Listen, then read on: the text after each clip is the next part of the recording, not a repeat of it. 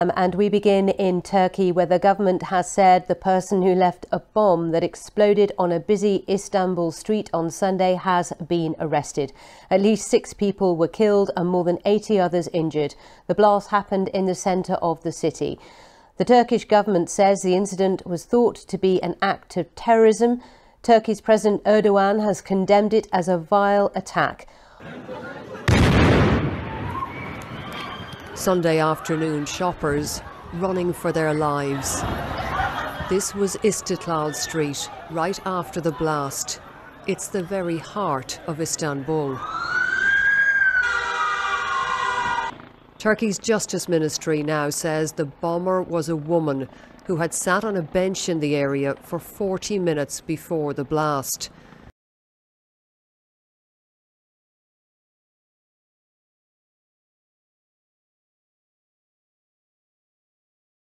A fatal airstrike in Syria on Sunday evening. Israel is being blamed for the strike near Homs in the northeast. Syrian media is reporting that 2 soldiers were killed, 3 others were wounded. The strike coming just days after Israeli missiles allegedly targeted a convoy near the Syria-Iraq border, reportedly killing at least 10 people then, including a number of Iranian fighters. That strike was said to target trucks carrying fuel and possibly weapons from Iran to Lebanon. There has been no comment from the Israel Defense Forces on today's strike, in line with its policy of ambiguity when it comes to air raids in that country.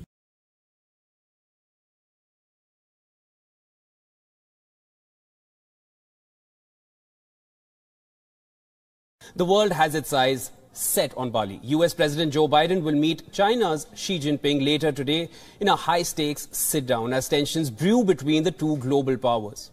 Both Beijing and Washington have confirmed the meeting, which, since its announcement, has managed to overshadow the upcoming G20 summit.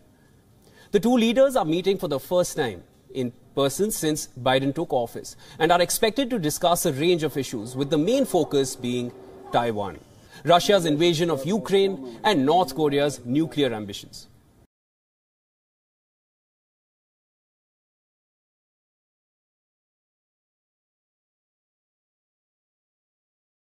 Now, UK and France signed a $74 million deal in Paris. The agreement aims to reduce the record number of migrants crossing the English Channel. UK's Ministry of Defence has said that over 40,000 migrants have crossed the Channel this year, with over 970 of them crossing over on Saturday alone.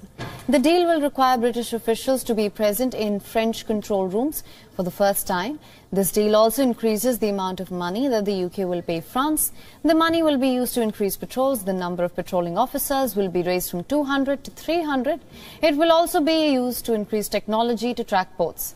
French officers are also likely to be stationed on the British side. UK officials expressed hope that the new deal will lead to better cross-channel cooperation.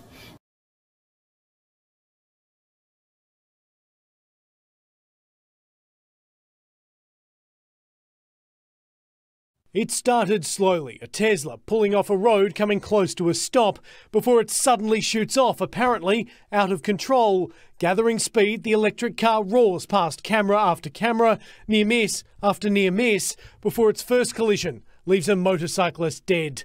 The driver continues and knocks a cyclist off their bike, narrowly missing others, then smashes head-on through a truck, skids and slams into a building. 2 people dead, 3 injured, and the Tesla Model Y up in smoke. A driver's relative reportedly said the man had issues with the brake pedal. Tesla says its data shows the brake wasn't touched, but the company will help with the police investigation.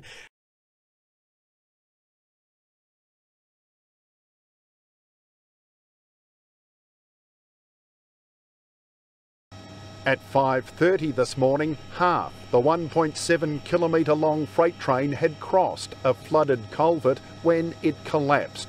The middle section of the train toppled down the embankment. 16 of the train's 55 carriages derailed. Some were empty, some carried timber. The train was heading to Melbourne from Perth via Adelaide.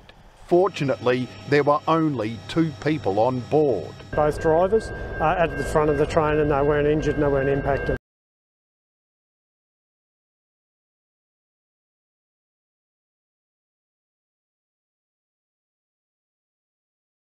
And the mascot for the Paris 2024 Olympic Games has just been unveiled. In French, it's called Les Phrygian, a mascot inspired by the French Revolution, and you might remember the bust of the woman who represents France, Marianne, her cap. And basically, this is where these 2 mascots, they've drawn motivation and inspiration for the design. So as you can see there they are.